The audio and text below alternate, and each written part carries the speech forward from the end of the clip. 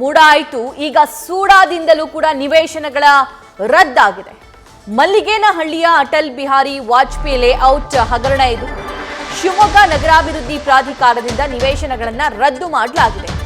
ಅಧ್ಯಕ್ಷರ ವಿವೇಚನಾ ಕೋಟಾದಡಿ ಹಂಚಿಕೆಯಾಗಿದ್ದ 142 ಸೈಟ್ಸ್ 2011-12ನೇ ಸಾಲಿನಲ್ಲಿ ಈ ನಿವೇಶನಗಳನ್ನು ಹಂಚಿಕೆ ಮಾಡಲಾಯಿತು. 12 ವರ್ಷಗಳ ನಂತರ ಸೈಟ್ ಕಳೆದುಕೊಂಡಿದ್ದಾರೆ ಫಲಾನುಭವಿಗಳು. ಮೂಡ ಅಷ್ಟೇ ಅಲ್ಲ, ಇನ್ನು ಸೂಡಾದಲ್ಲೂ ಕೂಡ ನಿವೇಶನಗಳನ್ನು ರದ್ದು ಮಾಡಲಾಗಿದೆ. ಮಲ್ಲಿಗೇನಹಳ್ಳಿಯಲ್ಲಿ ಅಟಲ್ ವಾಜಪೇಯಿ ಲೇಔಟ್ ಹಗರಣ ಇದು. ಶಿವಮೊಗ್ಗ ನಗರಾಭಿವೃದ್ಧಿ ಪ್ರಾಧಿಕಾರದಿಂದ ನಿವೇಶನಗಳನ್ನು ರದ್ದು ಮಾಡಿದ್ದಾರೆ. ಈ ನಿವೇಶನಗಳನ್ನು 2011 ಹಾಗೂ 12ರಂದು ಅಲಾಟ್ ಮಾಡಿದ್ರು. 142 ಸೈಟ್ಗಳನ್ನು ಈಗ ರದ್ದು ಮಾಡಿ ಆದೇಶ ನೀಡಿದ್ದಾರಂತೆ. 12 ವರ್ಷಗಳ ನಂತರ ಸೈಟ್ ಕಳೆದುಕೊಂಡಿದ್ದಾರೆ ಫಲಾನುಭವಿಗಳು.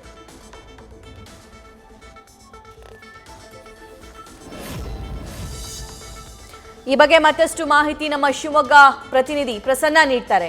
ಪ್ರಸನ್ನ, ಮೂಡ ನಂತರ ಸೂಡಾ ಹಗರಣ ಕೂಡ ಕೇಳಿಸ್ತಾ ಇದೆ. ಏನಿದು ಹಗರಣ? ನಗರಾಭಿವೃದ್ಧಿ ಪ್ರಾಧಿಕಾರದ ವತಿಯಿಂದ 2011-12ನೇ ಸಾಲಿನಲ್ಲಿ ಶಿವಮೊಗ್ಗದ ಹೊರಭಾಗದಲ್ಲಿರುವಂತಹ ಸಾಗರ ರಸ್ತೆಯ ಮಲ್ಲಿಗೇನಹಳ್ಳಿಯಲ್ಲಿ ಅಟಲ್ ಬಿಹಾರಿ ವಾಜಪೇಯಿ ಅಂತ ಹೇಳ್ಬಿಟ್ಟು ಒಂದು ಬಡಾವಣೆನ ಸುಮಾರು 172.24 ಎಕರೆಯಲ್ಲಿ ನಿರ್ಮಾಣ ಮಾಡಲಾಗುತ್ತೆ. ಈ ಒಂದು ಸಂದರ್ಭದಲ್ಲಿ ಏನು ಒಂದು 1163 ನಿವೇಶನಗಳನ್ನ ಹಂಚ್ತಾರೆ. ಇದಲ್ಲದೇನೆ ಅಂದ್ರೆ ರೈತರಿಗೆ ಕೊಡಬೇಕಾದಂತ ನಿವೇಶನಗಳಲ್ಲಿ ಕೆಲವು ರೈತರು ನಮಗೆ ನಿವೇಶನ ಬೇಡ, ಅದ್ರ ಬದಲಿಗೆ ಹಣ ಕೊಡಿ ಅಂತ ಹೇಳ್ತಾರೆ. ಸೊ ಅಂತ ಒಂದು ಸೈಟ್ಗಳು 142 ಸೈಟ್ ಇರುತ್ತೆ.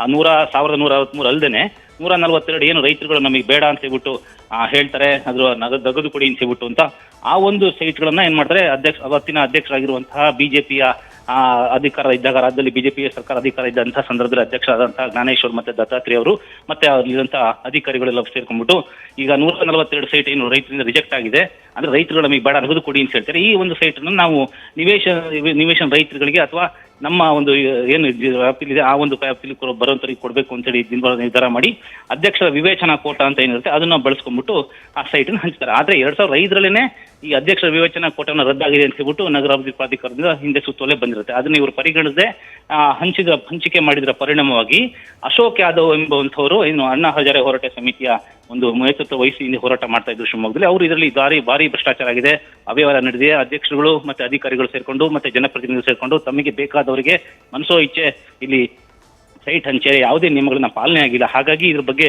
ತನಿಖೆ ನಡೆಸಬೇಕು, ಮತ್ತೆ ಯಾರು ನಿಜವಾದ ಫಲಾನುಭವಿಗಳು ಅವ್ರಿಗೆ ಮಾತ್ರ ಸೈಟ್ ಸಿಗಬೇಕು ಅಂತ ಹೇಳ್ಬಿಟ್ಟು ಅವರು ಜಿಲ್ಲಾಡಳಿತಕ್ಕೆ ಮತ್ತೆ ಲೋಕಾಯುಕ್ತಕ್ಕೆಲ್ಲ ಮನವಿ ಕೊಡ್ತಾರೆ.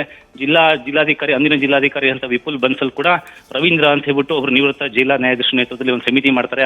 ಆ ಸಮಿತಿ ಕೂಡ ತನಿಖೆ ನಡೆಸಿದಾಗ ಸಾಕಷ್ಟು ಲೋಪದೋಷ ಆಗಿರೋದು ಬೆಳಕಿಗೆ ಬರುತ್ತೆ. ಹಾಗೇನೆ ಲೋಕಾಯುಕ್ತ ವರದಿಯಲ್ಲೂ ಕೂಡ ಸಾಕಷ್ಟು ನಿಯಮಾವಳಿಗಳು ಇಲ್ಲಿ ಪಾಲನೆ ಆಗದಿರುವಂತದ್ದು ಮತ್ತೆ ಕೆಲವೊಂದು ಭ್ರಷ್ಟಾಚಾರ ಆಗಿರಬಹುದು ಅಂತ ಅನುಮಾನನ ವ್ಯಕ್ತಪಡಿಸುತ್ತೆ. ಇದೇ ವೇಳೆ ಸೂಡಾದ ವತಿಯಿಂದ ಅಂದ್ರೆ ಶಿವಮೊಗ್ಗ ಭದ್ರಾವತಿ ನಗರಾಭಿವೃದ್ಧಿ ಪ್ರಾಧಿಕಾರದ ವತಿಯಿಂದ ಈ ಹಿನ್ನೆಲೆಯಲ್ಲಿ ಸಂಬಂಧಪಟ್ಟವರಿಗೆ ನಿಮಗೆ ಯಾಕೆ ನಿವೇಶನ ರದ್ದು ಮಾಡಬಾರ್ದು ಅಂತ ಹೇಳಿ ಕಾರಣ ಕೇಳಿ ನೋಟಿಸ್ ಜಾರಿ ಮಾಡ್ತಾರೆ. ಇದನ್ನ ಪ್ರಶ್ನಿಸಿ ಕೆಲವರು ಹೈಕೋರ್ಟ್ಗೆ ಹೋಗ್ತಾರೆ. ಆದ್ರೆ ಈ ಎಲ್ಲ ಕಾನೂನು ತೊಡಕುಗಳ ನಡುವೆ ಅಂತಿಮವಾಗಿ ಹೈಕೋರ್ಟ್ ಏನ್ ಹೇಳುತ್ತೆ ಅಂದ್ರೆ ಲೋಕಾಯುಕ್ತದ ವರದಿನ ಪಾಲನೆ ಮಾಡಿ ಅಂತ ಹೇಳುತ್ತೆ. ಹಾಗೆ ಲೋಕಾಯುಕ್ತ ಕೂಡ ತನ್ನ ವರದಿನ ಕೊಡುತ್ತೆ. ಸೊ ಇದನ್ನೇ ಆಧಾರವಾಗಿಟ್ಟುಕೊಂಡಂತಹ ಶಿವಮೊಗ್ಗ ಭದ್ರಾವತಿ ಪ್ರಾಧಿಕಾರ ಈಗೇನ್ ಮಾಡುತ್ತೆ, 142 ಜನ ಪ್ಲಸ್ ಕೆಲವೊಂದು ನಿಯಮಗಳನ್ನ ಪಾಲನೆ ಮಾಡಿದ ಸಂದರ್ಭದಲ್ಲಿ ಒಟ್ಟು 147 ಜನಗಳ ನಿವೇಶನ ರದ್ದು ಮಾಡಿ ಈಗ ಸಂಬಂಧಪಟ್ಟಂತರಿಗೆ ನೋಟಿಸ್ ಕೊಡ್ತಾರಂತದ್ದು. ಅಂದ್ರೆ ಇದರಲ್ಲಿ 12 ವರ್ಷಗಳ ನಂತರ ಫಲಾನುಭವಿಗಳು ತಮ್ದೇನೇ ತಪ್ಪಿಲ್ದಿದ್ರು ಅಂದ್ರೆ ತಮಗೆ ವಿವೇಚನಾ ಕೊಟ್ಟದಲ್ಲಿ ಸಿಕ್ಕಿದೆಯೋ ಬಿಟ್ಟಿದೆಯೋ ಅವ್ರಿಗೆ ಗೊತ್ತಿರಲಿಲ್ಲ, ಒಟ್ಟು ಸಿಕ್ಕಿದೆ ಅಂತ ಒಂದು ಸಂತೋಷದಲ್ಲಿದ್ರು.